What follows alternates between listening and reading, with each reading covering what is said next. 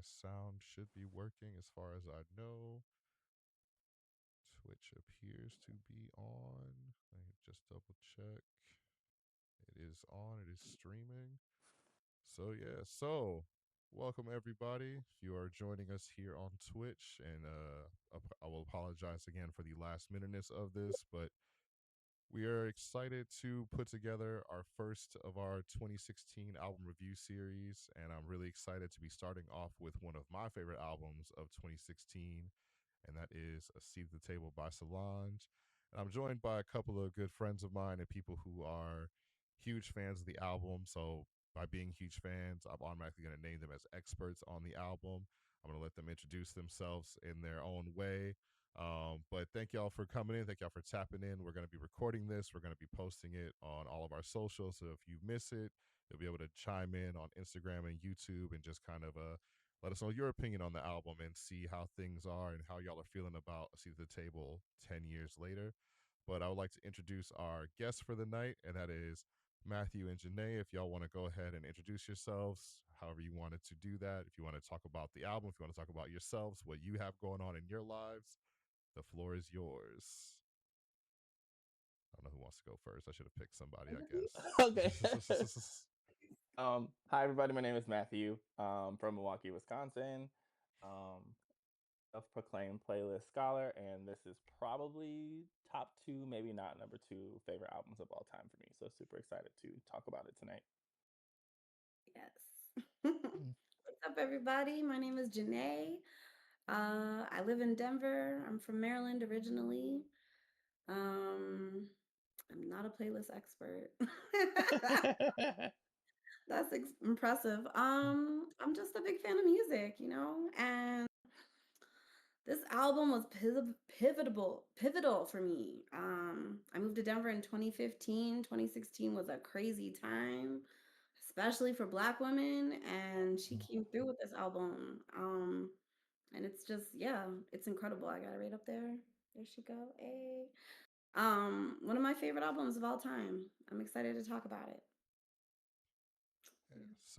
And for me, like I said, this is probably one of my favorite albums of 2016. It's definitely one of my favorite albums. I think of definitely of the last 10 or 15 years. I think for non hip hop albums, I think it's in my top two non hip hop albums of the last 15 years. And it's funny that the top two are Solange and her sister.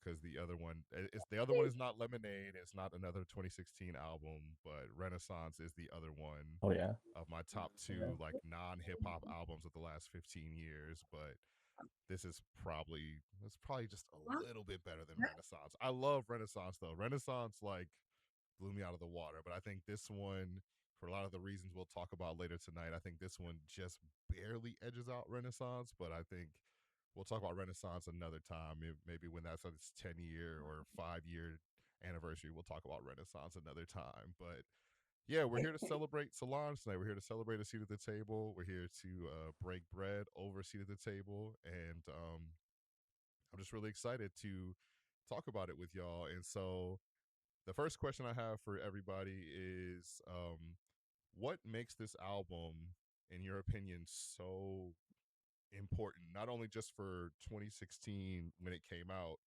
but like still today in 2026? What do you think gives it that staying power where it's still an album that impacts you today? If it does, I guess I should ask if it does, and then if it does, why does it?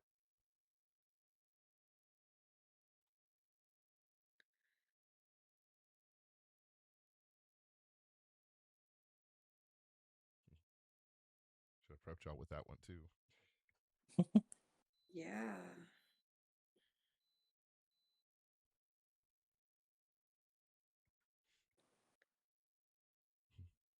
So the last part, how does it still impact me today?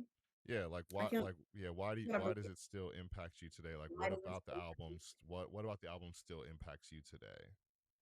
I mean, I think still to this day, if I am having a day where I'm feeling depressed, I've got anxiety, I'm feeling like as a Black woman, the weight of the world is on my shoulders. I can listen to this album and I can instantly feel better. Like instantly, and feel seen and feel heard and feel respected. Like, and there's not a lot of music that can really make you feel that way, but this album absolutely can, still to this day.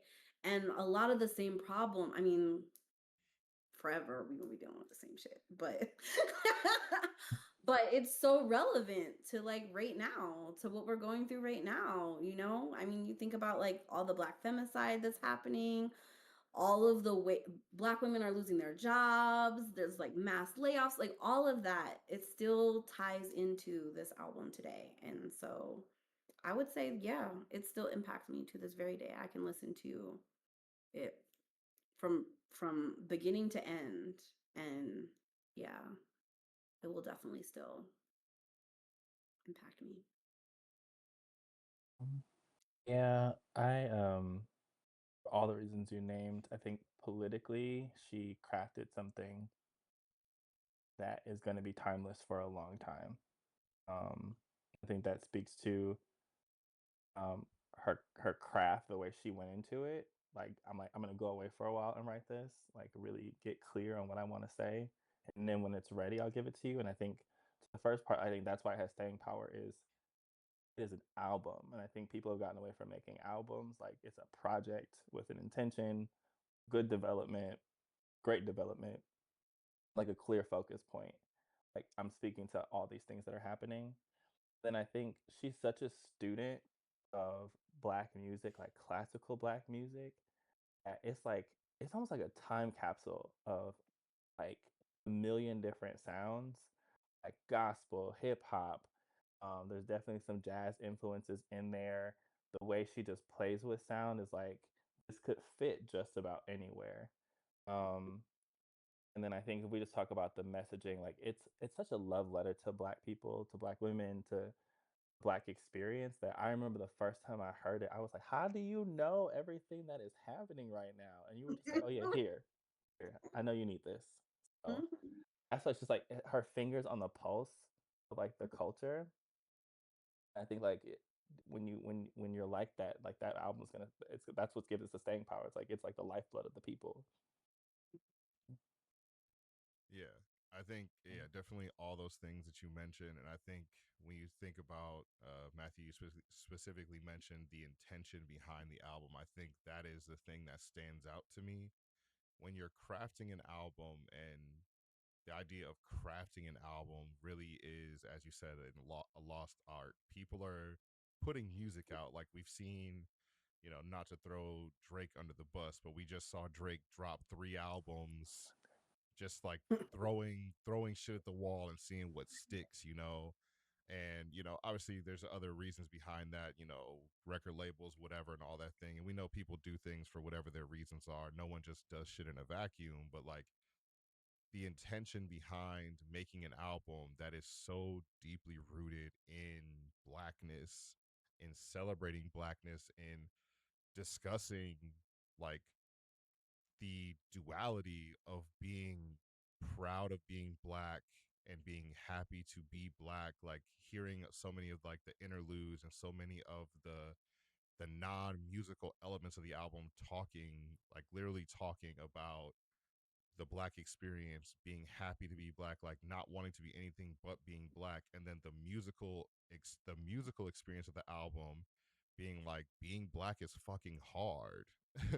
Like we are in this like period of time, and forever, like not even just this period of time, like forever being Black has been a near impossible task in this world. And we still wake up every single day and we will happily choose to be Black in this lifetime. And I think the love letter in that, to that duality of like, we know that this is the hardest thing that probably, I think, I obviously can't speak to being a Black woman, but like I think being a Black woman, as like even the Malcolm X quote, like Black women be the most disrespected people on the planet, like that is such like a well regarded quote when I think about this album. Like it's that, like that they are choosing every single day. They know how hard it is to be a Black woman, and they still will every single day choose to wake up and twice on Sunday choose to wake up and be a black woman. And I think that's why this album stands out so much. And like I'm looking up like Mhm. little things right now, like just on the side here on one of my screens, that she began writing some of the songs for this album in 2008.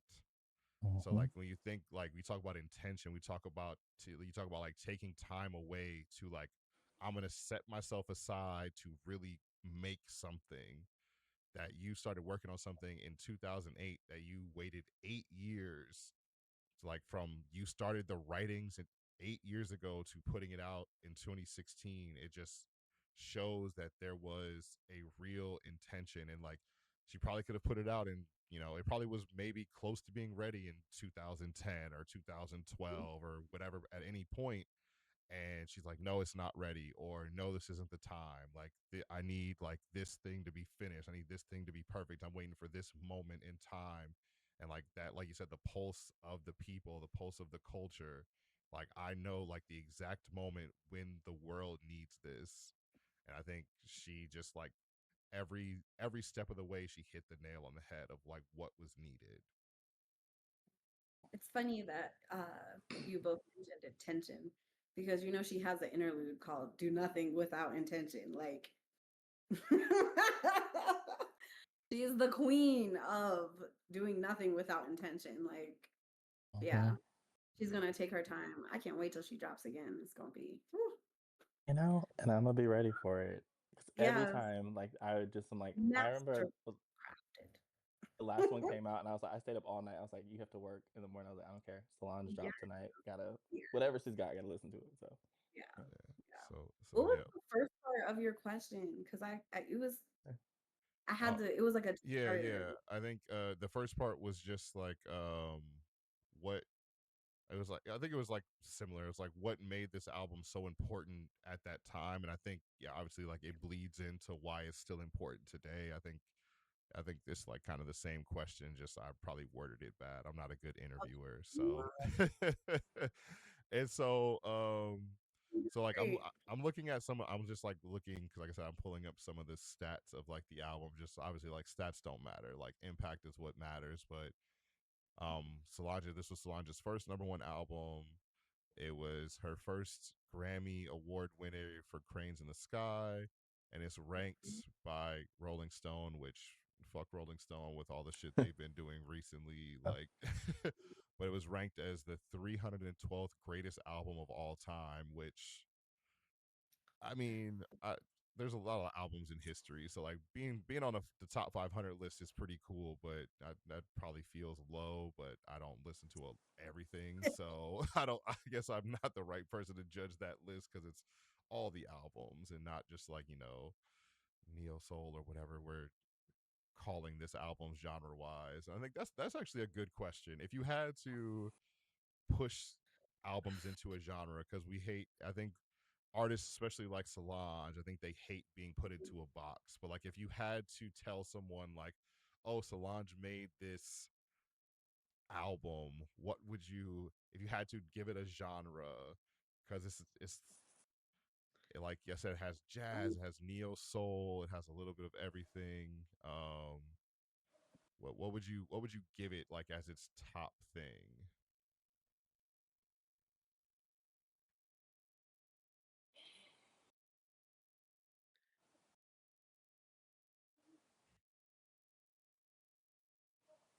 I want to find the secular equivalent to gospel because that's actually where it lives for me. Like it's not Ooh. necessarily gospel record like I'm singing to an entity, but it's like Mhm. it's a spiritual, and I think chord she uses, definitely a lot of the outros of the songs are very much like how you close out in church.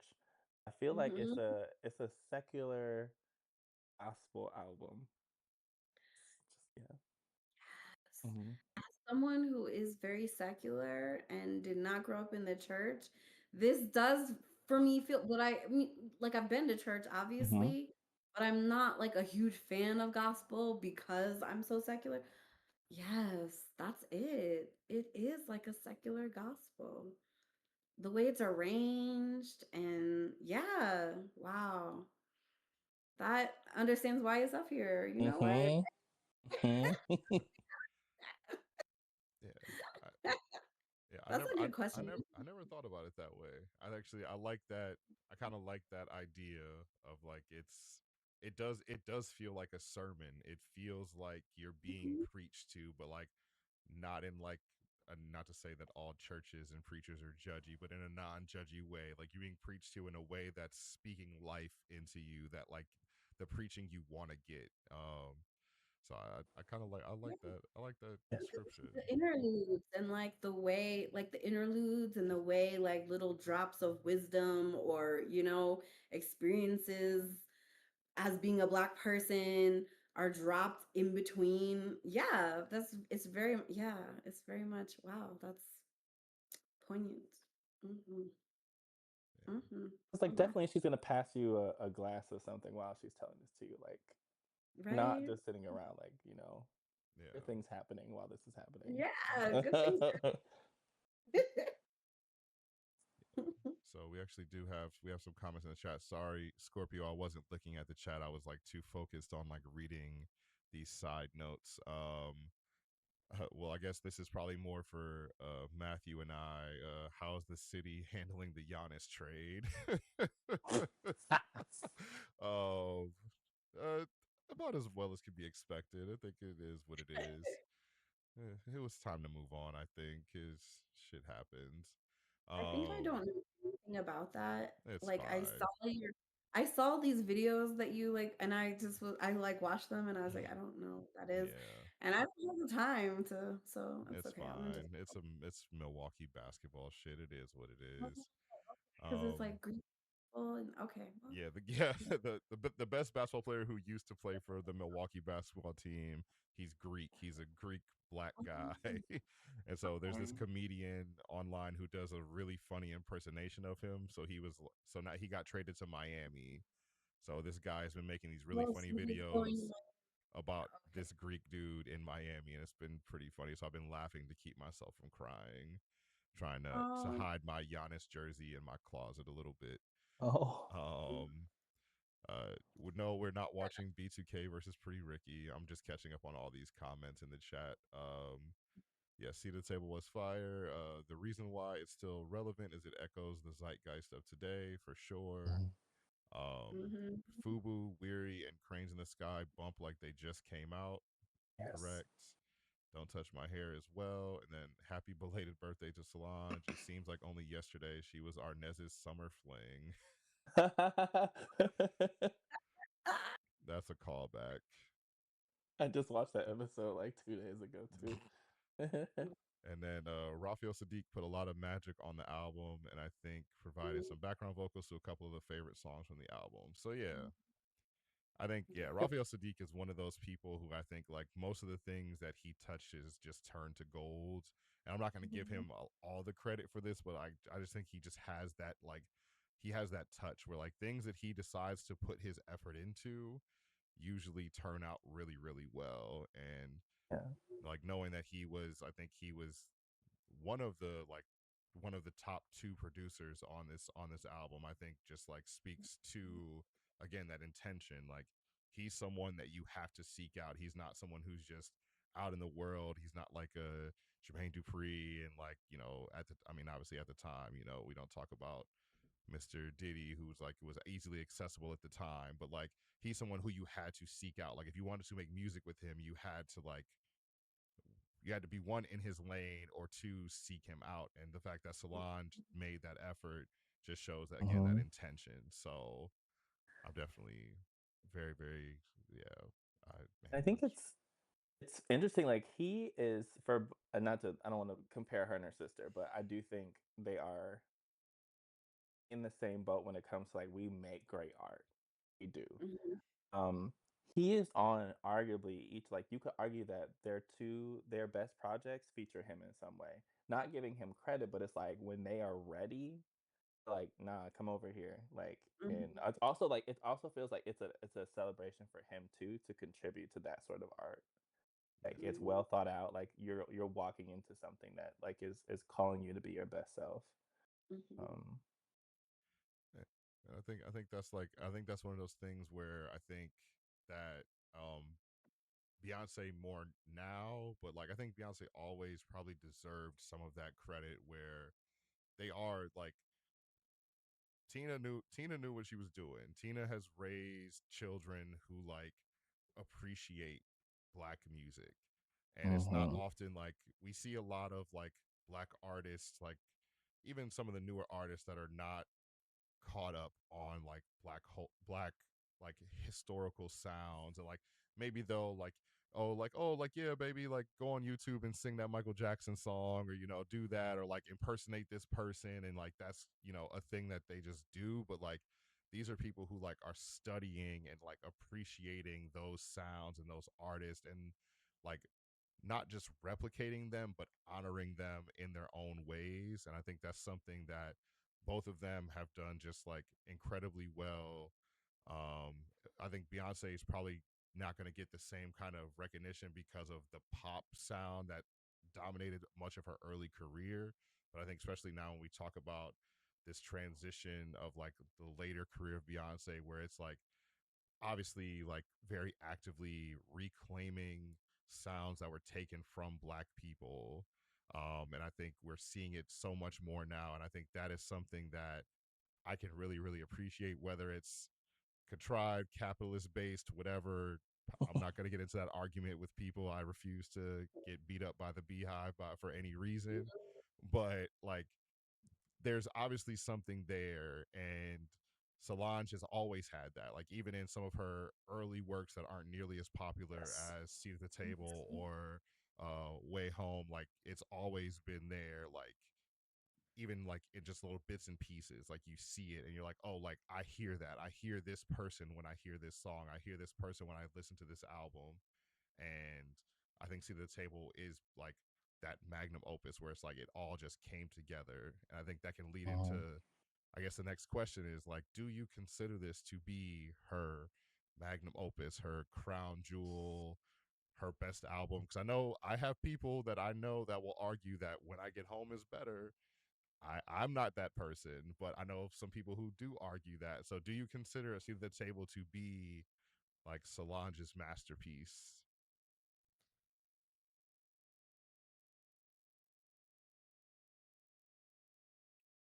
Yes.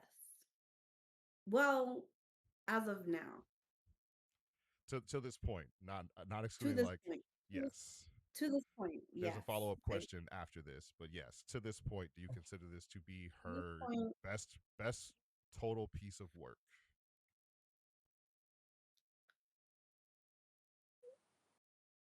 You can make a case for it. I wouldn't argue anybody who says yes. Like I would definitely be like, yeah. Like if someone says it's her best work, I'm gonna say it, and I beat me up in the comments if you want. It's her miseducation. Like if she decided I'm done making music, this would live on. And it would be fine. Agreed. Um, I think that if we want to know Solange, I think there are different albums. Like I would actually say Angel and the Hadley St. Dreams might be like where you go to like listen to Solange, or mm-hmm. True. Like this one is like her and her artist bag. Definitely would say that's her magnum opus. But if I want to hear her just enjoying music, I would go earlier. Mm-hmm. Okay.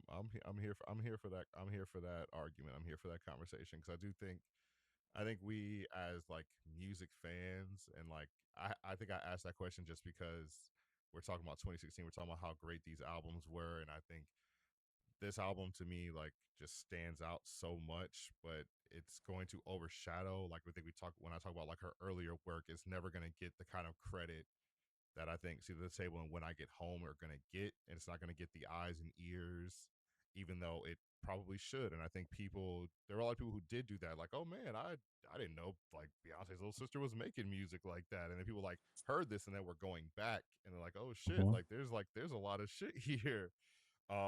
There's not just the Proud Family theme song. We got some other shit going on here. And so I think that's like one of the things that we get stuck on is like like what's the best people's best album. Like we stuck on like what's their best album, and our best album might not be their best album. Like a lot of times artists like hate that. Like I love that so many artists hate their favorite pieces of work. Like there's something about that I find really cool, but also like kind of sad. I don't know if Solange hates A Seat at the Table. I've never like heard her really talk about it. I don't seek out interviews in that way, and I don't think she's a very public person, which is cool as well. But there's so many artists who are like, oh my god, I hate when fans like ask me to play this song at my concert. Like I know it's my most popular song, but I hate it, or like things like that. And so I'd be interested in wondering what her opinion is on this album. Like I would love to hear, if somebody can get her to do a 10-year conversation about this album, and I would love to hear her thoughts on it, because it just like I think we all know like it has made such an impact on us, and I know it's made an impact on so many people. Mm. So do we think that I don't do we think that there is something in the pipeline coming for Solange that has the potential? Do we think that there's something, we talked about some of her older work maybe being like, more true to Solange. We talk about this being her like miseducation, like her and her artist bag being like a magnum opus, like that kind of complete project. Do we see something that can top this or top some of her earlier work, or do we think that maybe she's just done, and like that could be cool too? Like, I've done my big one. People love When I Get Home. People love A Seat at the Table. Some people really love some of my older work. Like I went back. I was one of those people who didn't know a lot. Like I knew that Solange did music, but I didn't like know the songs. Like I'd heard them and I was like, oh, this is cool, but I wasn't like actively listening. And then when I heard Seat at the Table, I was like, let me go back and give Solange more of my ear. And so I went back and heard some of her older stuff. But do you think that there's more coming from Solange? Do we think that there's some big project coming that could, Absolutely. yeah, I mean, she's been on the internet. She's a private person, yeah, but she's been dropping little hints here and there. I think I'm trying to think of like the last thing I saw. Like I know she's been working with what's his name? What's that producer's name? Jay Versace. Versace. Mm. yeah, Oh, you ain't hanging out with him and not making no music. Yeah. So I know this one. I know she cooking something up. I'm ready for it when it happens. If it takes another 5 years, I'm down for that. Whatever. Yeah, yeah, but I think she definitely cooking something up for sure. Yeah, and she's a multidisciplinary artist, right? So Mhm. projects ongoing, like she's here and she's there and she's doing like opera and she's doing like working with theater and she's doing all kinds of things. So yeah, I'm I'm ready for when she's ready to drop something fire. I know it's gonna be fire. Hmm. I feel like we've gotten our last, like, she's in the same time period as us. Like, I feel like whatever comes next is like, I'm doing what I want, and if y'all are down for the ride, you're down for the ride. I feel like those first two albums, Solo Star and Halle Street Dreams, very much ahead of their time. Like, we have people who then like were making similar sounds, like become present. She's like Khalees to me in that way, like just like Hmm. a few moments ahead. And so I think like the fact that she slowed down enough to be like, hey, I want to be with y'all on the right now for a seat at the table. And like a little bit for When I Get Home, because also for When I Get Home, it feels like she was like, I'm like here, but also like I'm finna go to back to Narnia or wherever, you Hmm. know. Um, like the next album is gonna be like, this is where I've been traveling. So like I'm like sharing it with you, but it may not be the thing that everybody gets. So I know it's gonna be great, but it's gonna be weird. I'm fairly certain it's gonna be weird. It's gonna be very weird. I'm also just thinking about, like, I like to think a lot about Solange and like her background and her family and her upbringing, and also just thinking about, like, she's the sister of a billionaire. She probably is she a billionaire? I don't know. She might be. She She's might in not be. I there. don't know. Yeah. Yeah, she's definitely an heir. And so thinking about like even now versus like her early albums of like what she has access to. Just thinking Mhm. about like the times I've seen her in Architectural Digest and what her apartments look like. Have you seen what her apartments look like? She is on some weird next level shit. So I know it's going to be crazy. Like I know that most people might not even understand it, and I think she's gonna be like, y'all need to. Like, here it is, you know? Hmm. Yeah. Yeah, you don't need to understand it. It's not for you to understand. He's Nice. also so southern that like we talked about. I think people talked about Cowboy Carter like it was like brand new, like the South being featured. But I was like, Solange Mhm, like puts on for the South. mhm, Consistent, like everything is southern. Like I'm trying to go to mhm, the deepest corners of like Texas and be like, but I love this sound. And so I know she's been playing around with a lot of like gospel archives, like Mhm. Twinkie mhm. Clark and all that kind of stuff. I want to go back to like that book that she had released. But like what did you learn from that experience? Like that's gonna teach us something new about the South. Like when I get Mm, home as an ode to where she grew up, and then so I'm like, what mhm. else are we gonna learn? I feel like that's actually super crucial, specifically Black Southern identity in this moment. Um, her to be like on that tip, you know, to say something about what the South, you know. Um, Yeah, and I mean, I think that like, what's going on, Silas? Thanks for stopping in. We're just we're doing a chat talking about, hey, what's good, Dottie? Y'all must, I don't know if y'all were watching Pretty Ricky. If I don't know if that's wrapped up yet or not, but we're just doing a live Oh, chat talking about A Seat at the Table by Solange. It's been 10 years, about 10 years since it came out, September of 2016. So we're just kind of talking about it, talking about its impact still today. So if y'all have anything y'all want to say about the album, things y'all want to say about Solange in the chat, feel free. We're just kind of shooting the shit a little bit here and just kind of going over some stuff about Solange and things like that. So feel free to chime in the chat whenever you feel free and ready. So yeah, think about like talking about the South.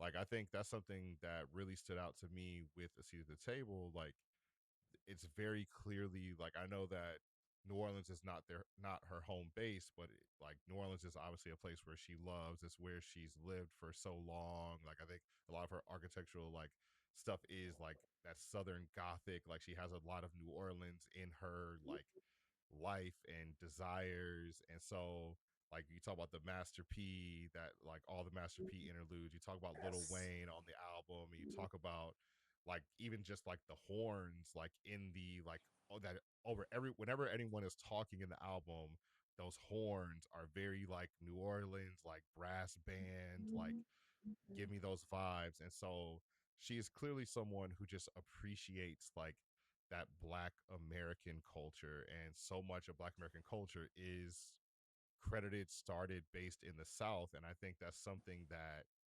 um goes into, again, we talk about the intention of the album, we talk about celebrating blackness, and there is no, as much as blackness is diaspora, whatever, there is no blackness in America without mhm, the South. And I think that's uh-huh. something that she really chooses to honor, whether it be Texas, New Orleans, and wherever she decides to go next. I'm super excited to see like if there is more coming, if she's in 2050, and if she drops an album in 2030 but it's actually the sounds of 2050, I'm very excited and ready to hear about that.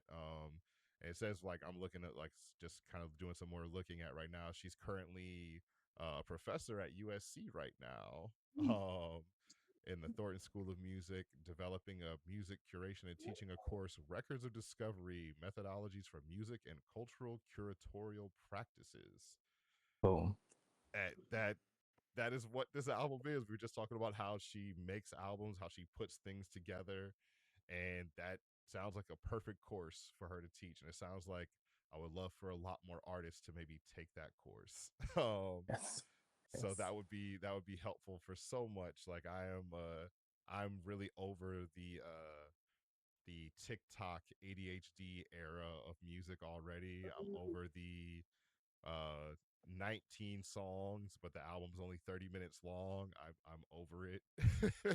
I'm over 19 1.5 minute songs. Like, even as someone with ADHD, like my brain can handle a little more substance than that. So I'm hoping that we are kind of, I don't think everyone's moving past that, but I'm hoping that more people are choosing to see like you can put more substance in, you can put more like things Mhm. into your music. It doesn't just have to be these quick TikToky, like, oh, I got to make a quick buck, or I got to make something that's catchy and poppy and things like that. So that's not something that Solange does, and I think that's something that obviously makes sense to her to teach that course.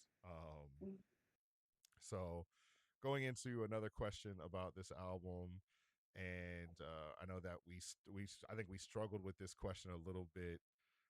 So I'll skip the top song. But what is, I think, your most underrated song on the album? Like, if you had to say like the song that does not get enough love on this album, or you could say a couple songs that don't get enough love, but what are some of the underrated gems on A Seat at the Table? Mm, definitely Scales. Yeah, I mean, yeah. she knew what she was doing. She had Kalela on there. What?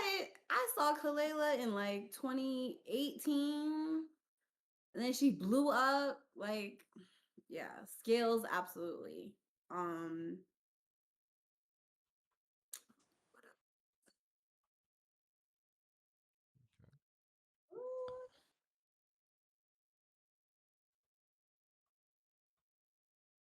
I think Mhm. Borderline. Borderline. Mm, Uh-huh. With the little Q-tip in there. mhm, Borderline. And I love that she calls it an ode to self-care. Like, she's such a poet. mhm. Um, I have to say, "Don't Wish Me Well." There are her solo yeah. tracks that I think people don't appreciate enough. Um, like when we talk about one, like musically, when we talk about like R&B head voices, it's Solange, Mhm. Kalela. And I'm gonna throw a tweet in there when tweets on the album too. So I'm like, Oh, yes. it's this. It's just it's so airy and ethereal that I'm like, just like fall into the song and like Mhm. even if you like take yourself trying to figure out what the song means, just like how does your body feel listening to "Don't Wish Me Well." I Mhm. used to have that song on repeat when I first heard the album, just like to lay in my bed and like listen to it. Um, then I think we were talking about "Weary" earlier, which I think "Weary" gets a little bit more shine. But I'm like, if you go and grab "Tweet" as your background vocal, like that's a choice. It's an intentional choice to go get "Tweet," and it's so buttery smooth and smoky that I'm like, this song is also like it's a song about her, and who sings better about that than Tweet? So I'm like, Mhm. it's heavy, but it's beautiful, and so I don't think it's appreciated enough for like the layers of the song. So those two for me. I also I also think that Rise is not appreciated enough because it's the first track, and it's a short track. Like it's short, but it's such a powerful opener. And I used to have it as my it was like my morning alarm. Like, how you Oh. have I used to have it as my morning alarm and it would wake me up and I would just be like, yes, like and she's saying something that to me is so it's still something I struggle with to this day.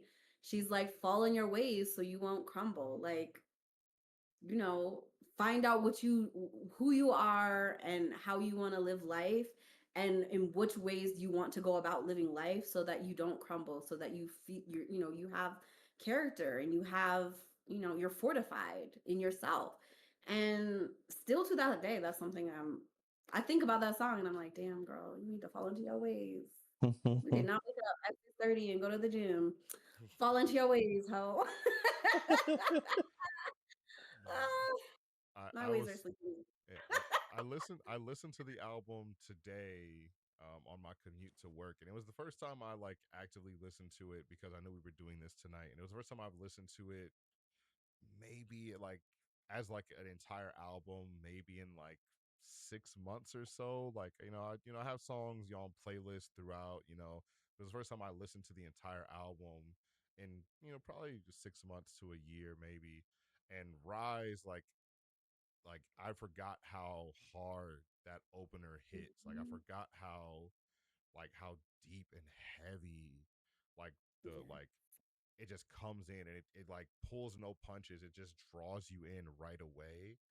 I think for me, the song that I think of when I think of like underrated songs that I don't hear people talk about a lot, Where Do We Go for me is always like one of those songs that like it just makes me feel things that like I'm not even sure what they make me feel, but I feel feelings whenever I hear that song.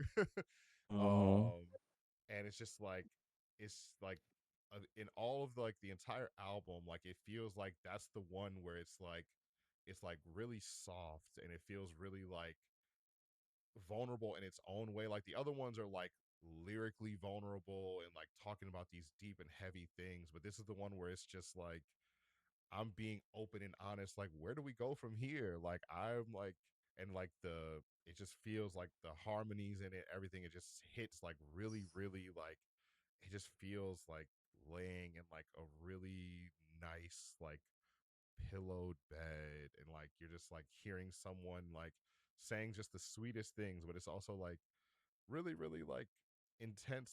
That's an intense question to ask someone. Like, where do we go from here? Like I could imagine being like, "Oh shit, that's like a deep question," but the sounds of it make it sound like, "Oh man, it's not that hard of a question." So I think that one for me stands out as a song that doesn't get enough love. And then I think we talked about before we got on live, like "Mad" is one of those ones for me, and it's just like the Lil Wayne verse on there is just to me it's just really powerful for like Lil Wayne and for his career and what he's done, like for that verse to stand out so much to me. And then I think we talk about flipping that perspective of the angry black woman and like how toxic and polarizing that concept of being angry for black women is, and how it's weaponized against black women. Like anger and being mad is such it's always been used against black women. And for someone in a song to just like, you have every right to be mad.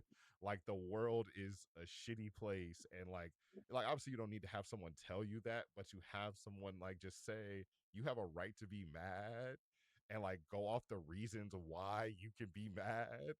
I think to me it's just a really powerful song, even like without the Wayne verse. And the Wayne verse just like adds a whole nother element to like break down some of those like things about for him. And like it adds like an element to like the male perspective that is not very heavy on the album. Like we talk about, the interlude before, like the dad was mad, and we have some like we got Samph on there, we got bits and pieces, but like Little Wayne comes in and it's just like, I got a lot to be a man about. I got a lot to feel sad about. I got a lot to Papa Zan about, and like all those things. And it's like, oh man, like I really like relate to that and be like, man, I've felt those feelings. Like I've been mad too, but I've also been told like you can't be the angry black man, but you like that's not nearly as like talked about as like being the angry black woman and things like that. So it kind of like resonated really well with me. So I think those are two that stand out in that category. And you got a crazy storm going on back in Denver, back behind you, What? Jeanaye. It's going crazy. It's going crazy out there. I also live like, mm, it's a crazy it's crazy going. It's crazy. Yeah. I'm We get excited. thunderstorms. We get Yeah, thunderstorms this summer. I'm, Yeah. I'm excited. We need it. We need all the rain. Everybody listening, everybody watching, please send us the rain. Yeah, We Denver's are in a always drought. dry. We are on water restrictions, okay? Please. Wow. Wow, it's that dry out there right now. Hell out here. We need all the Yeah, rain. they need to fix that. I'm coming out there in December. I'm bringing a whole group. We're bringing like 20 people. We're coming out to Denver in December, so I need them to get that together by then, so I could enjoy taking a I still be in a shower drought. for a while. Right. Hopefully there's some snow by then or something. So yeah, so I guess the next question, again, I'm gonna try to save. I'm gonna try to save your favorite song on the album or best song on the album because I don't want to put. I'm gonna give y'all time to think about that since y'all struggled with that on the pre-show. um, Which so one? for those of y'all who come to Black People Know Things for our virtual events, our in-person events, and you know that my number one thing is I do not believe in taking anyone's black card. That is something that I'm not a fan of. I don't believe in it. I barely have one myself, so I'm not the person who's allowed to take anyone's black card. This is one of those albums where if you have not heard it, I am going to look at you a certain way. I'm not going to take your black card, but I'm going to judge you maybe a little more harshly than I should. I don't know. I'm not sure how I'm going to look at you if you tell me that you have not heard this album. So for the people who may have not heard this album or people who or like let's pray that we live in a world where every black person has heard this album. Let's just assume we live in that world. So there's an alien coming to Earth, and they're like, "Hey, I heard about this Solange person, and I heard about this Seat at the Table album, but I've never listened to it. What are the three songs that you're going to tell them? Like, these are the three songs that epitomize a seat at the table."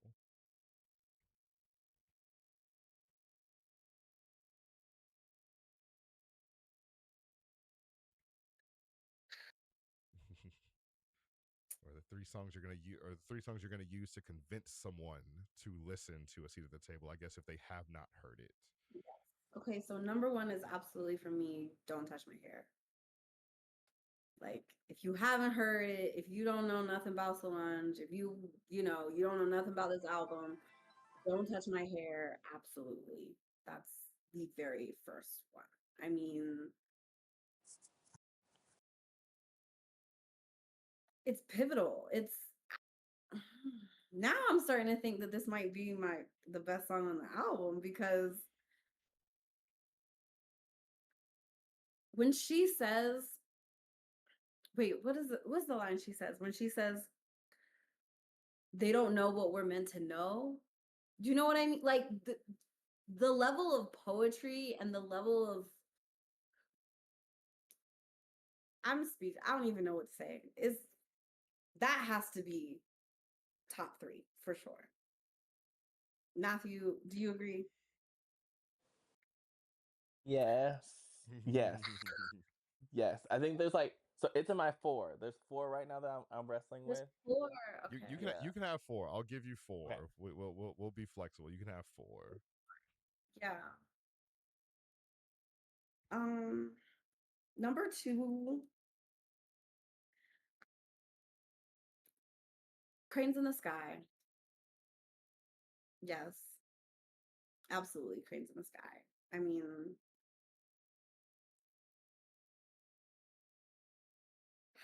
It's the only single. It's the only single that she put out from the oh, album. yeah, absolutely. I So mean, so that tells you what she feels about it. That if that's the yeah, only song she didn't make any other videos, any other singles, that's the only one. Said you only yeah, need one. You don't need nothing else. That's all you need to know from this album. that was crazy. Um, and then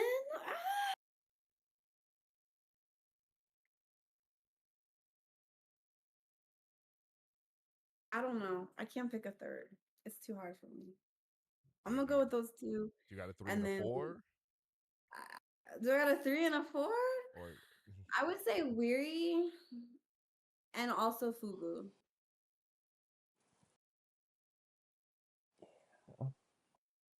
Yeah, Yeah. Weary and Fubu. Yeah. But I keep going back and forth between the two, so that's why it's got to be four for me. Yeah. I just think Fubu is just such a fun song. Yeah. Like it's so fun, it's so black, it's so just like fuck y'all, this shit is for us by us. Like and you're not involved and sorry for you. And we really needed that in 2016. We really did. Mm, She knew what we needed and she gave it to us. So, yes. yes. And Weary too. Like both of them. Both of them. All four for me. That's four. Yeah. Final answer, I guess. until Matthew changes my mind, and then and I'm like, no. No, I really stood up here. I was like, I thought I was ready, and then I was like, no, that one too. Okay, so if I have to go like non-negotiable, Cranes in the Sky. I think for reasons that were named. I also just like Yeah. I remember when I first heard that song. Like I told the story online before, so I won't go into this. Like I was in probably one of the darkest places of my life. Like Mm, walking through this random like garden on the university campus. Um, I like sat down after like leaving a physics class where I didn't understand anything, and the song came on. I just started bawling. I don't think it's ever happened when I heard a song before, but it was like everything she said. I was like, "Girl, how do you know? Get out my business." mhm, Um, I'm like, that song to me is it was like the bat signal for this album. Like, y'all, I got you. Like, just come. So that one. Um, I would say weary because of the "Do I belong? I do." mhm, Like the question and then the affirmation, and then like the article that she wrote around the same time about like going to a concert and these people made her feel like she didn't. Which I was like, why are people making the Knowles sisters feel like they don't belong places? mhm. They're the Knowles sisters. Crazy. Um, um, I would put Weary up there. Plus, as I keep mentioning, I love Tweet. So anytime Tweet is appearing someplace, I want to be there. I think Don't Touch My Hair is super crucial. It's battling with Mad. Now that we've been talking about the two songs, I'm thinking about if I want to hook somebody to come listen to this album, specifically Black men, I'm probably going to give them Mad and say, listen to this song. I think that's going to loop them into the rest of it. Then we've got Don't Touch My Hair versus Scales. And what a better affirmation than Scales. Mm, I'm almost like, I want to give you the ending song to be like, you're a superstar. Like, what is that? Like, every nigga is a star. Like, you're a superstar. Listen to this song. Listen to this album. Get here. I would say Cranes in the Sky, Weary. I'm thinking I'm gonna edge out Don't Touch My Hair for Mad. Also, just because the simplicity of Mad. You know, the music is da-na-na, da-na-na, mm, da. It's just like very, very simple. Um, and I like this sort of return for their collab from like Champagne Chronic Life from the first album to like a much more serious and grounded conversation in this album. So I think I would say Mad, then Scales. Those are my four. I'm locked in. I, I'm sorry, but Don't Touch My Hair for me beats out Mad. It does. It's just so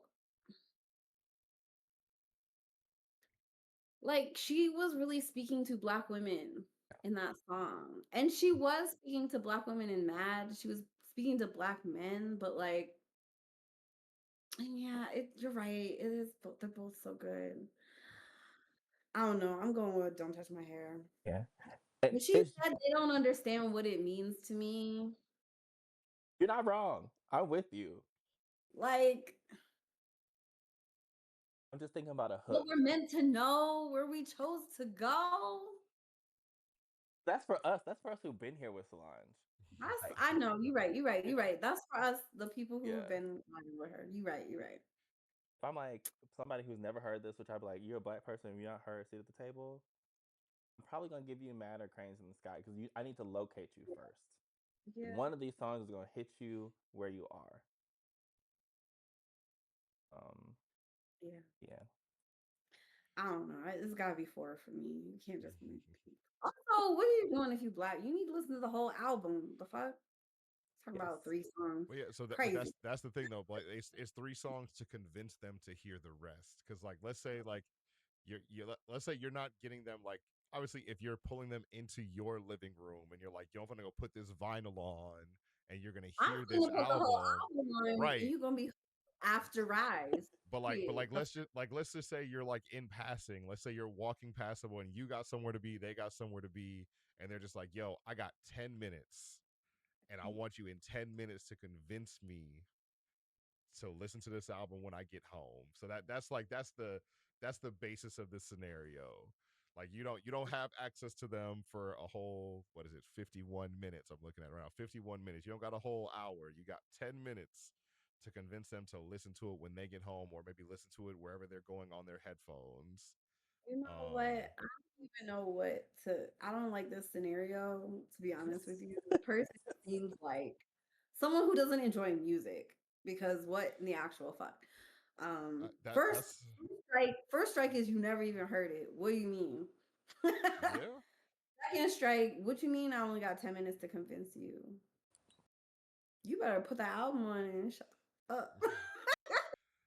That's why I And said, like, we don't I don't listen to believe in taking people's black cards, but this is one of the few albums, like, I think of all of the 2016 albums, like, I think this is the one, like, even more so, like, I of all the 2016 albums, like, Blonde is the one for me. Like, that is my favorite album from 2016. But like, even Blonde, like, I'm not gonna be like, oh, you haven't heard Blonde. Like, Frank Ocean's not everyone's cup of tea. Like, that's fine, whatever.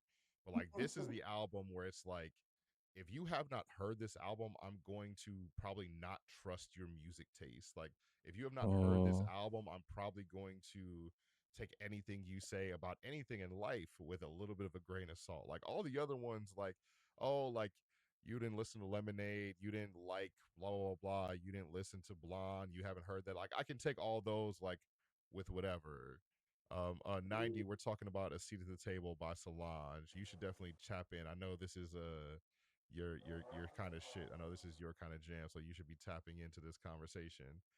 But this is the one where, like, of all those albums, like, if you haven't heard Seat at the Table, I'm judging your black card. I'm not going to take it away, but I'm judging it.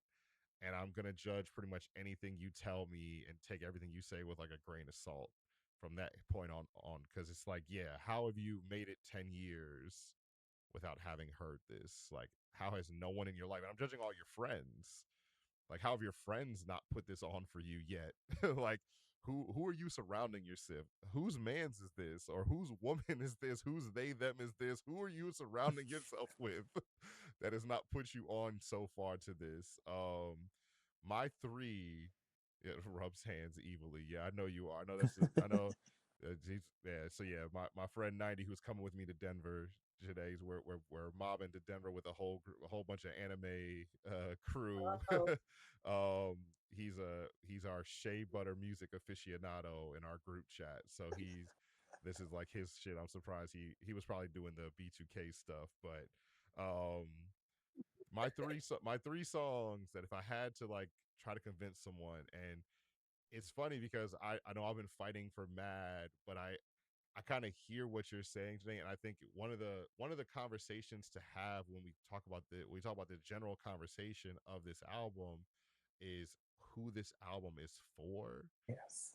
And like, I love the point that you made, Matthew. Like, if I'm trying to convince, like, a black man, because more likely than not, if we're talking about someone who hasn't heard the album, it's probably a black man, and I hate to say that. Like, but that's just being honest. Like, I'm assuming most well-intentioned black women have heard this album by now. So if you're trying to convince someone who hasn't heard this album, you're probably talking about a Candace Owen type of black woman, or you're talking about a black man. More likely than not. Yikes. Just being honest. I mean, or like, maybe they grew up in a little suburban kind of situation. Maybe they got the I don't have black friends weave going on, that type of situation. Like, maybe it's those kind of things. But like, that's kind of like that's the people we're talking about who haven't heard this album. But more likely than not, it's a black man. And so if you're thinking about in that scenario, Mad is probably the thing that's going to catch them. But then I also fight with myself because, as someone who is a firm believer in, some shit is just not made for everybody. Like, spaces are not made for everybody. Like, I can appreciate A Seat at the Table and know that it was not made for me. Seat at the Table was not made. It was made for black women, and I can enjoy it and I can appreciate it and love it for what it is. But it was definitely made with black women in mind. And so that pushes me kind of away from including Mad in a certain sense, which is kind of like funny that like it's one of my underappreciated songs, but because of my feelings that like some spaces are just not for me, like I can like say that like this album is made for Black women, and I think that I shouldn't go into it with like I need to convince a Black man to listen to it, I guess, in a weird way. I don't know how to phrase that right. So my three songs, if I had to say, is yeah, I think Cranes in the Sky. Yeah, I think you just have to include it. We haven't talked about it enough because I think that's got her got her a Grammy win. It's the only single on the album, and it's fucking fantastic. It's still like I heard it today, and I still was like, it still feels like it's 2016 all over again. Like it still feels new. It still feels fresh. Um, and then it gets tough. Like I feel like Don't Touch My Hair is one, and it's mainly just because the very end of the song, Sampha like just does his fucking thing at the very end of that song, and it just does something to me like what you say to me, what you say to me, like that's just like whole like that shit goes on for like it feels like it goes on for like 2.5 minutes and it just like it works so well.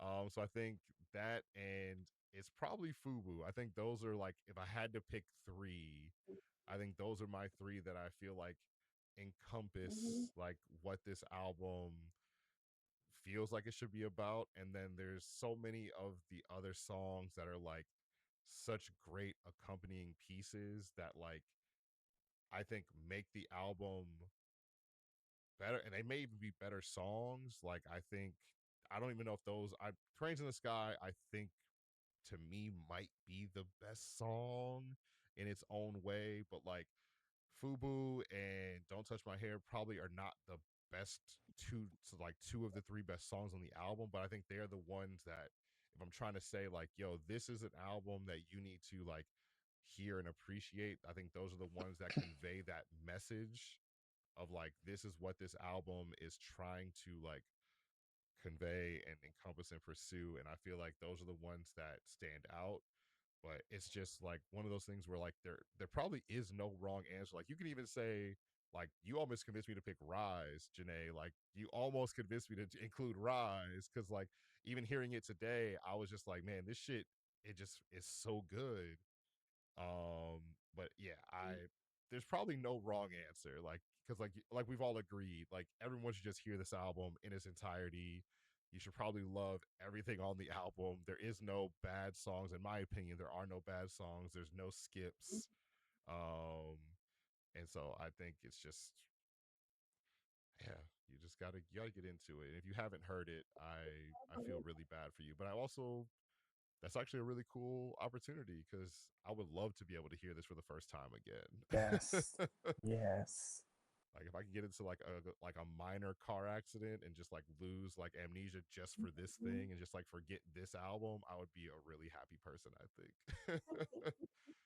um Yeah. yeah.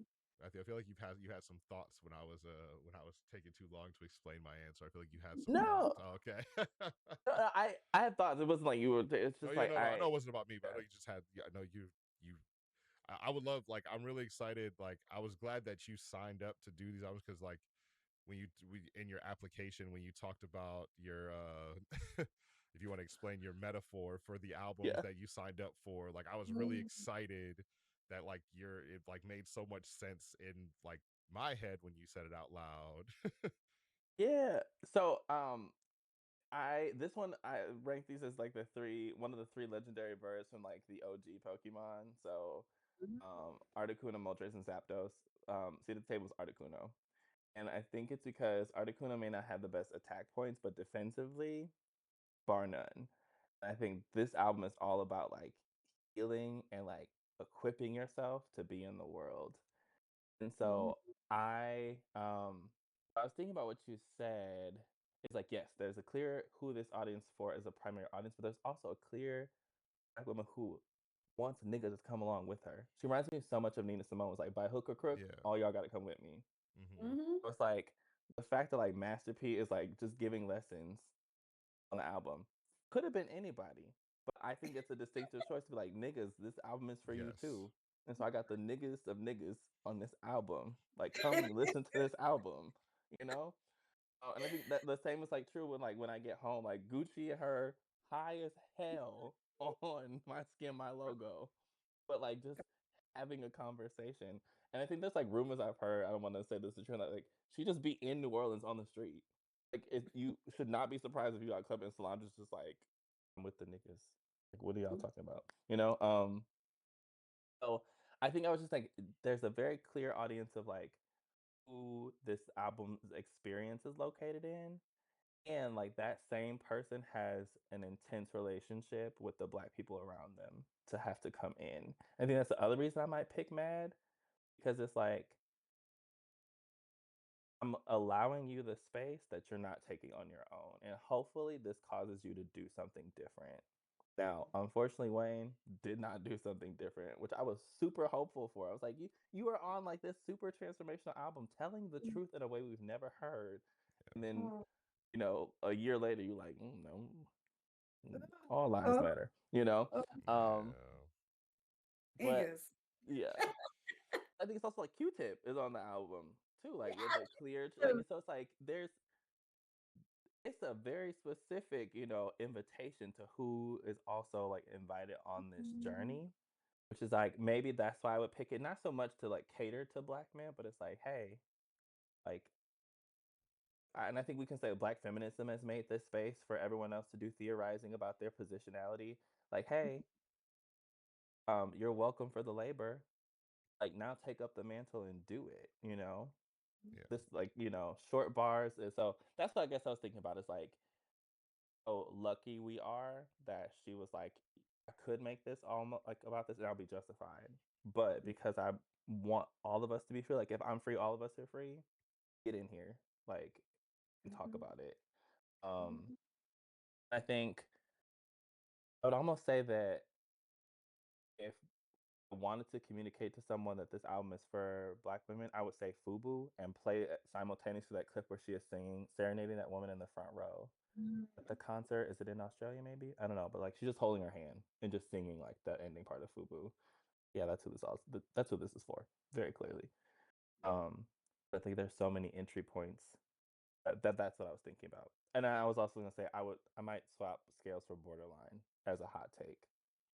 I might play Oh, someone borderline, if you're I was. tired, go listen to this album. Hmm. Yeah. Mhm. I think there's something like one of the things that I like really, really love about this album. I think that you talk about like the like like we're all coming with us like in Fubu and all my niggas in the whole wide world. Like she's not saying all black women, she's saying all my niggas in the whole wide world. Like this is for Mhm. us. And like and Mhm. it's very, very like clearly that like this is something like that she wants to bring black men with her, and unfortunately we may not deserve that space all the time. And I mean French in the royal way, not like we in the royal way, not me. I'm trying to be there. But like there's a certain like she clearly like understands like there has been this annoying, awful divide in that like that I talked about in our when we had the pre-show where like I admittingly have not had a great experience diving into black women music and black women artists. And like obviously like you have the hits and you hear the songs and you know them and you like them, but I never had done like deep dives into like a black woman's catalog or their album like in a certain way. And this was like an album that to me like shed so much light in like this is like this is for us. Like these albums like I'm trying to get all of us free.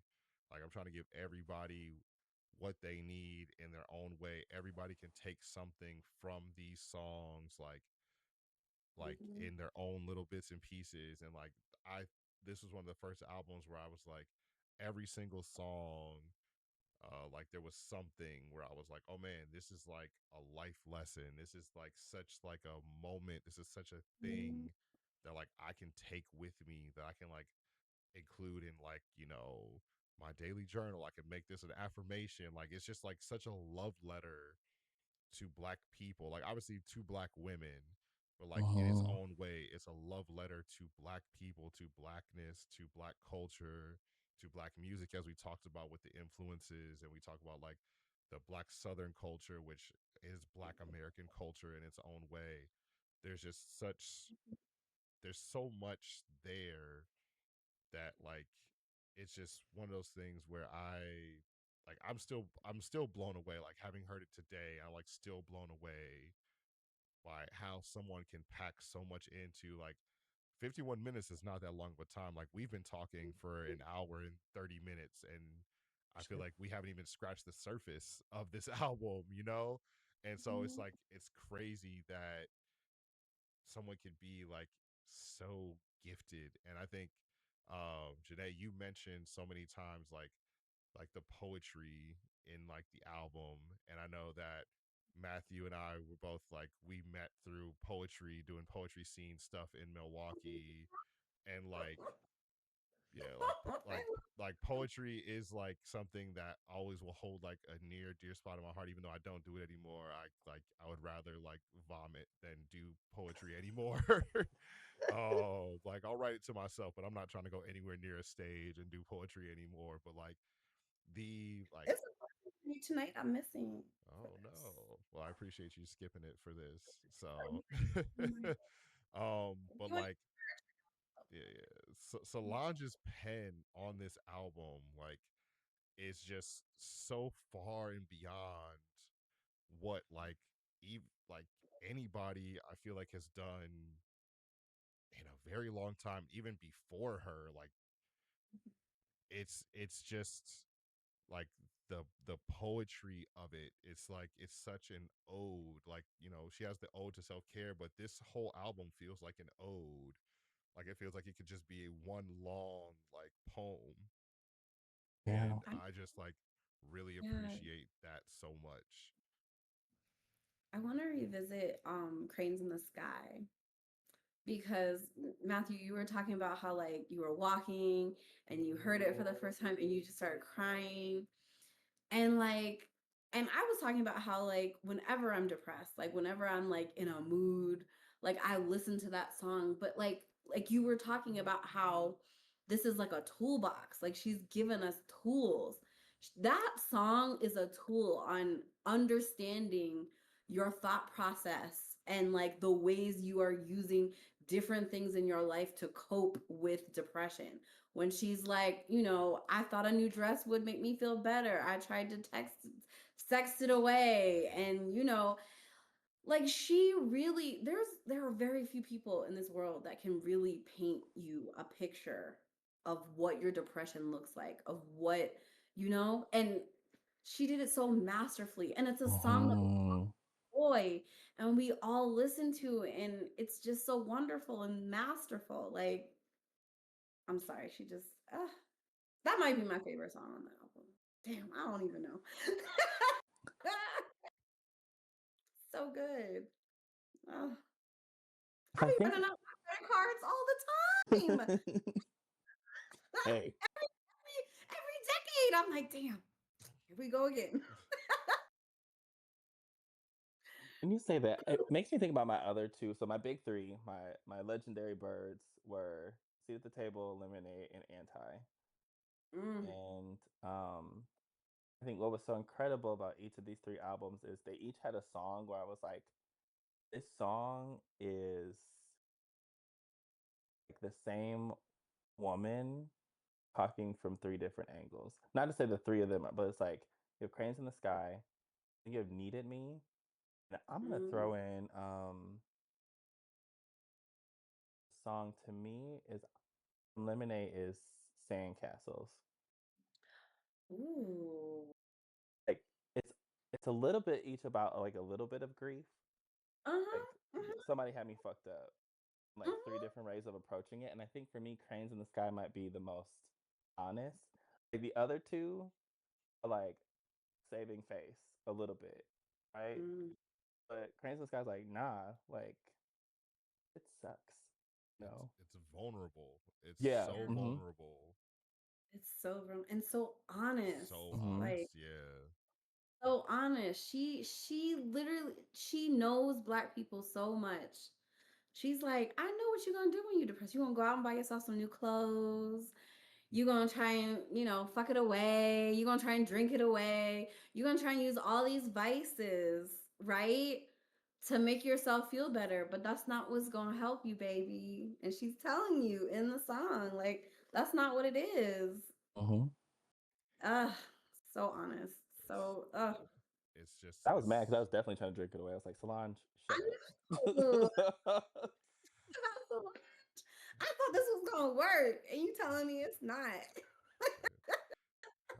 What happened to we listen and we don't judge Solange? Damn. Let me make my bad decisions in peace. God.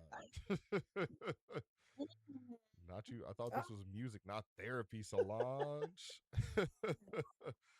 That uh song is that song is therapy though, for real. Like there have been so many times where I've been talking to my therapist about all of the things that were in that song. Like, come on. Yeah. yeah. Amazing. And like Mm, and I think it's like it's crazy even like looking at the credits on the album. mhm. She's the only writer. She is the writer of these songs, and like Yeah. that's so rare in Mm-hmm. even in 2016 and definitely now. Like she wrote every one of these songs. Like there Mhm. is no other credited writer anywhere. Like obviously, like there's Lil Wayne on Mad, there's Sampha on Don't Touch My Hair, and there's The Dream on Fubu. But Mhm. she wrote her album, and that's why we talk about like she started writing these songs in 2008, and it took her 8 years to get it either to the point in time she wanted it released or the time when she felt like it was ready. She let that shit like sit in the crock pot. She let that shit cook. And she was not rushing it. She could have easily like I said put it out at any point. If you start working on something in 2008, your record label is rushing you like, yo, what the hell? Like we ain't had an album since 2012. What are we doing here? Like what's going on? And she said, nope, it ain't ready. It's not ready. This is let me do me. I'm gonna go to my little place in New Orleans, call Raphael. Let's get him down to NOLA. We finna work. And it just like it you could tell that there was just something that she had like either going on or something that she just knew. She like I can't imagine, I can't think of an artist or an album where they just like knew that like Mm-hmm. people needed like and I think we talked about it a little bit like before we went live. Like we talk about like To Pimp a Butterfly has kind of that same vibe of like this is a period piece. Like this is something that came out when the people needed it. I think about like D'Angelo and the Vanguard, Black Messiah. Yes. Like this is something that came out when the people needed it, and it was like like you hate to say period piece, but like it stands a time for when it came out. And I don't know if there's ever been an album that had such a heavy influence of the time, like the year and time it came out, that just it still stands. Like I think D'Angelo, I think Black Messiah still stands really really well. And I think I said like I'll catch a lot of flack for this. Like I'm not sure if To Pimp a Butterfly stands up as well in 2026 as it did when it came out. Like obviously the standout tracks are still going to stand out, but it's like this one from top to bottom, it's like I can still play this like in my car today 10 years later driving home and be like, yo, I this is fresh to me. This is brand new. Like I've heard this 1,000 times and it still feels just as great as it did the first time. It doesn't feel played out. It doesn't feel old. It doesn't feel like dated. And I think that speaks to the people she worked with. Like you talk about Q-Tip. I think Q-Tip is an expert at creating those kind of sounds. Like Tribe Called Quest is a very similar like Tribe Called Quest from 1993 still sounds fresh and new today. Like even when it's like 30, 30 almost 40 years later, it still feels like this is something like exciting and fresh. And I think Q-Tip, Raphael Sadiq, they have those kind of touches, and obviously Solange has that ear. She knows what Mm-hmm. is gonna like hold up. She knows like what is not going to feel dated and what's not going to be like a flash in the pan. And like between that and the poetry of it, it just is one of those albums. I think, like Matthew said, it's going to stand the test of time. Every moment, like anytime something pivotal happens in Black culture, there's going to be something from this album that can be a song for that moment. I feel like if we ever get a Black woman president, there's going to be a Solange song that's going to like Yes. that Black woman president should walk out to when it happens. And there's like, I feel like this album is going to be one of those things like I'm going to like play for my daughters. Like it's gonna be a song that like I'm going to share with like the students that I work with. Like I'm going to constantly be like promoting this album for years and years to come. Like 20 years down the line, I'm gonna be like telling when I'm old and gray, I'm gonna be like, yo, do y'all heard this Solange? Like, you don't know nothing about this young blood. Like, I'm gonna be like the old person at the album, like trying to tell you about the Isley brothers. It'll be me like pushing a seat at the table on people.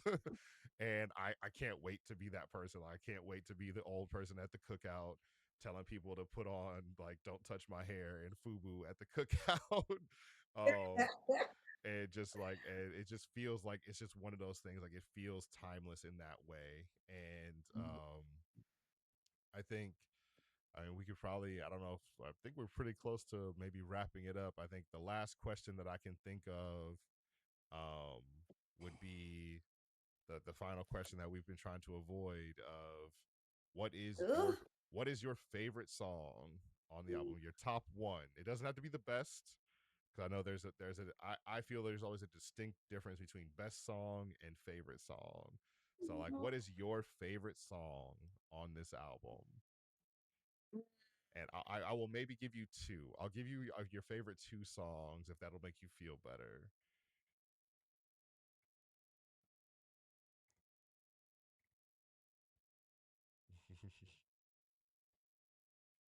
Cranes in the Sky and Don't Touch My Hair. Those are my favorite two.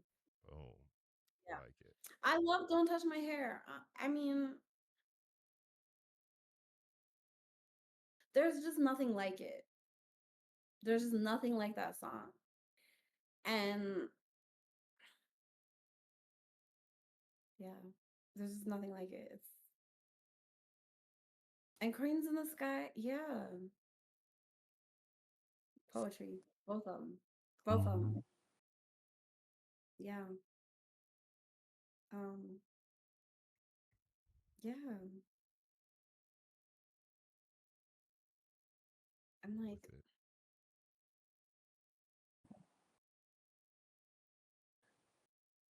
yeah. When she says, "Don't touch my hair," when it's the feelings I wear, Mm. yeah,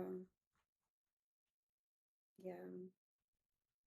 And also, it's just like it starts off slow,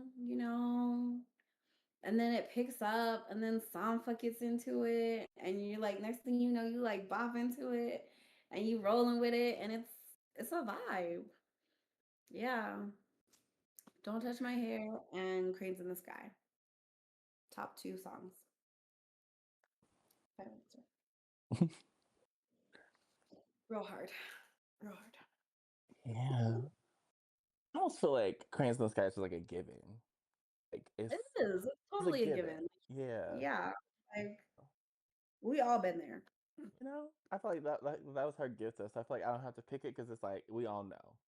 So yeah, Yeah. so like maybe if we leave that one out, maybe if we Yeah. know that that is a one. Mm-hmm. What are your two, your 1A or your 1B and 1C is what we'll say, because Cranes in the Sky is 1A, I guess we're assuming. And Well, I'm so like, what's your 1B and 1C? So that gives you a top three, I guess. what about Weary? Weary is so good. Okay. I too am weary of the ways of the world. So much so. Hmm. All right. Okay. It's so Okay. hard. My 1B, I'm gonna go with Rise, purely because that drop in the second half when the song comes back in is like, oh, we're in for it. And like, I teach yoga and that's a constant on my playlist. Like I have to play it as like a get up song. It's like after we finish like breathing, I'm like, okay, everybody come into the space. So I'll play that. The 1C, I'm choosing between Mad because from this conversation I realized how much I love Mad. And I did not know that. I did not know how much I love Mad. But then Scales. I mean, I love a good benediction of an album, right? And I think I said this in the pre-conversation, like her and D'Angelo here, like closing out an album. And for both this album and When I Get Home, it's like here's an affirmation before I go, just like while I'm away, just know that I think this about you. And I think that's so beautiful. Um, then there's Mad. It's also an affirmation. If I had to pick which one I'm probably gonna go to more often, it's probably gonna be Mad. I would say 1B, Mad, 1C, Rise. Yeah. Mhm. Yeah. Oh man. Oof. So yeah, I think yeah, my one B I'm probably going with Fubu, I think. Yeah. And then my 1C is my toss up between Mad and Where Do We Go? Mhm. Um I think just because you picked Mad, Matthew, I'm gonna go with Where Do We Go? Mhm. Because I just think it's just such like it feels like such a change of pace on the album. Like I think that and Don't You Wait, they just feel like such like breaths of fresh air on the album, like with all the like the the depth and the heaviness of the album, they just both feel like just like levity and like and they're not light because obviously the content and what they're saying, like the lyrics of it are not light, but they're like like the beats and everything, they just feel like breaths of fresh air. So I'm gonna go with one B. I'm gonna go with Fubu, and I'm gonna go with Where Do We Go for my 1C. Yeah. But I think what you said, there probably is no wrong answer. Like even the interludes, I absolutely love all the interludes. Like the horns on the interludes, like blow my Oh my mind every single God, time. what's your favorite interlude? What's your favorite interlude? Ooh. I think my favorite one is, well, actually, no, damn, I don't even know. Tina Taught Me. I think it's Tina Taught Me. Tina Taught Me is like, yes. That one, or maybe, like, is it No Limits? I love that one. Um, No Limits or Tina Taught Me are my two favorites. and the ultimate. Mhm. No Limits or I want to say the name right. It's the one with Kelly and Oh, yes, Nia. that one I got so much too. magic, you can have it. I get so happy every Is time it that one the comes moment? on. Hmm. It's not the moment. See, I be mixing them up. Hmm. It's the I Got So Much Magic. Oh, yes, that one. Yeah, Hmm. yeah, yeah. Hmm. Yeah, the magic. Yes. Yeah. I really can't Um, listen to Junie without the intro coming first. Like I need that to yeah, listen to Junie. Yeah. yeah, I do do that too. Yeah. Mhm. But Oh. No Limit. Yeah. No Limit. Yeah, I think I think No Limit stands out. Like um I think that one. I think any of the Master P ones just like stand out so much. Like Yeah. I didn't expect for him to be. I guess, such a gifted storyteller in his own way. Like I was kind of Mhm. blown away by that. Like the story about like the well, my brother was mad at me because he told me to take Mm, the money, but I was like, if a white man offered me $1 million, I gotta be worth at least four. And I was like, man, mhm. Mhm. that's a bar. Like that's Mhm. such a bar. And then he talked about like the grandma, like, oh my god, we got more money than the people on St. Charles. And I was like, that's like I think like that to me, like all the, like the Master P ones just kind of like blow me away. And then I really love is it Tina taught me? I can't remember, or is it Tina just moment? taught me this. I forget which one it is, but it's the one where it's the woman that's talking about like being black in every lifetime, like choosing to be black. Is that Tina taught me? Yeah. Mhm. Yeah. So yeah, I think I, yes. those are the two. Like I know Master P has like two of them, so like those are the Mhm. three that like just like stand out. And I, like I said, Master P, like you just don't expect it because you just like, it's kind of like we talked about, like bringing black men into the fold, like bringing, and to, for lack of a better term, bringing the hood with Yeah. her. Like you don't get too much hood like Master P. Like, and I love, like, people talk about all the time. Master P is probably like the ultimate like successful, and I hate to say successful stereotype, but the man was a rapper. He made the NBA and he sold drugs. Like he did all of the black masculine stereotypes successfully. And so it's like she brought him along with her on this ride, and the stories I would love to just hear him tell the stories, because he has like so many stories to tell from everything he did. Like he's seen it all, and he's Mhm. managed to like keep, for the most part, keep his name pretty clean. Like he's obviously had like some shits happen, but he's like, all the rappers of his generation have all been involved in a lot of bullshit, and he's stayed pretty clean from a lot of it. And like that lets you know that he's seen things and he's chosen to Mhm. stay like, yo, I'm like, his stories obviously mean something. And like when he talks about like that story about the white man offered me $1 million, that means I gotta be worth at least four. And when he says that, like, that he meant He that. said 40. And that's Mhm. like, it's like He said crazy. you get 40. Mhm. And so I like that, those like stand out to me for sure. And I'm trying to think. I was like, I came up with another question as we were talking, but I might have forgotten it because like a moth had flew in my room and it distracted me. Oh, Um, I would thought that might make y'all cancel me. oh, hey, There's no bad song on the album. No bad song on the album. If I'm going to skip a song, if I'm listening, it's Fubu. Who might be my least favorite. I know, I know. I don't know how, but don't I don't reach for Fubu unless I'm listening to the whole album. I know. Mm-hmm. You can like remove a stamp from my black card because obviously I'm out of Moving nothing. That's your my mind. no, you yeah. just with it, baby. I Ooh. I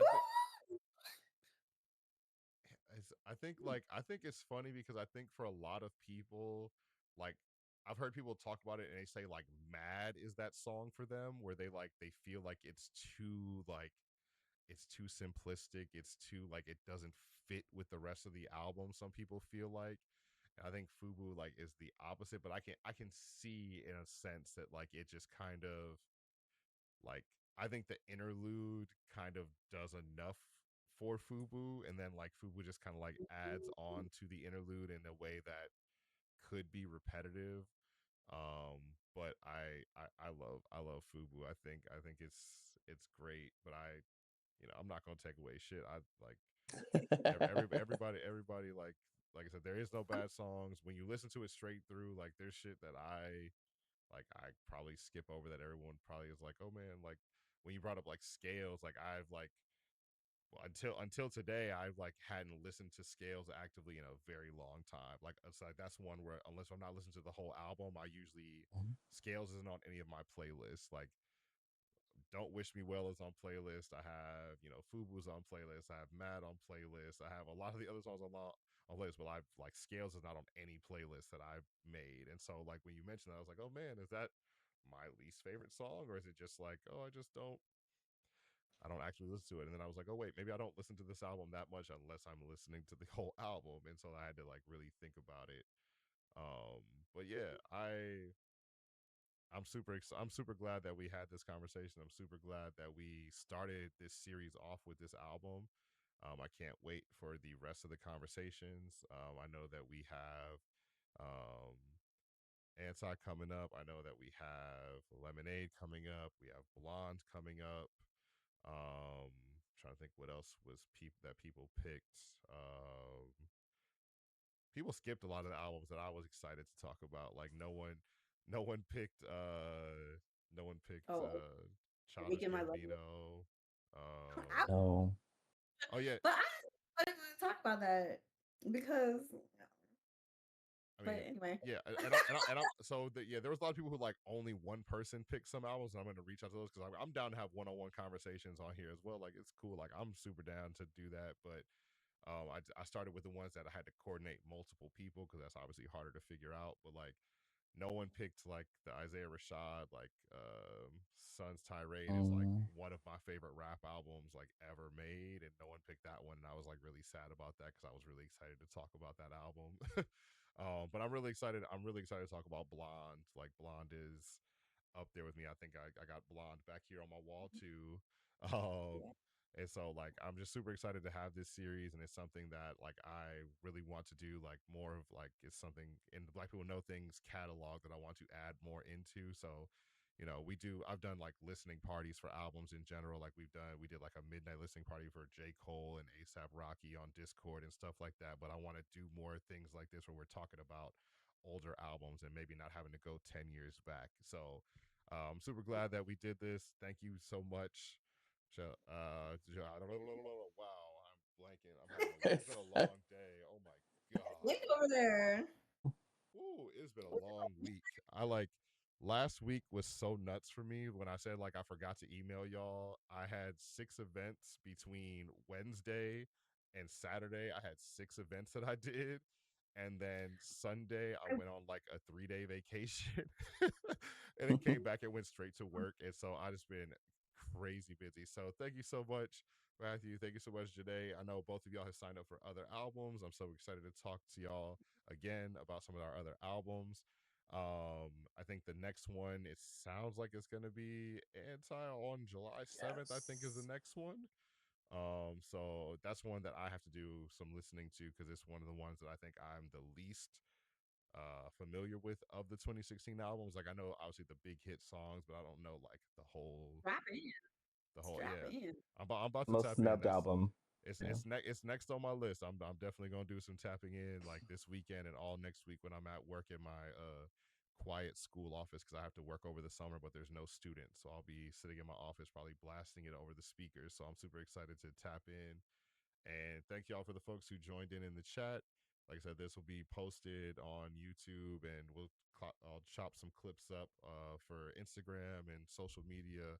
I'm not going to pretend like it's going to happen soon because I am not a good editor. Social media is not my expertise. I'm good at trivia. I'm good at coordinating events. So the social media promoting thing is my least favorite part of my role in Black People Know Things. But I'm super excited to kind of get this content out there and show people that like Black people do know things. We know music. We talk about all kind of stuff. And thank you so much for being our first guest in this series. And I can't wait to work with y'all again on other albums. And I hope y'all have a great night. Twitch, I will see y'all next time. And that's been our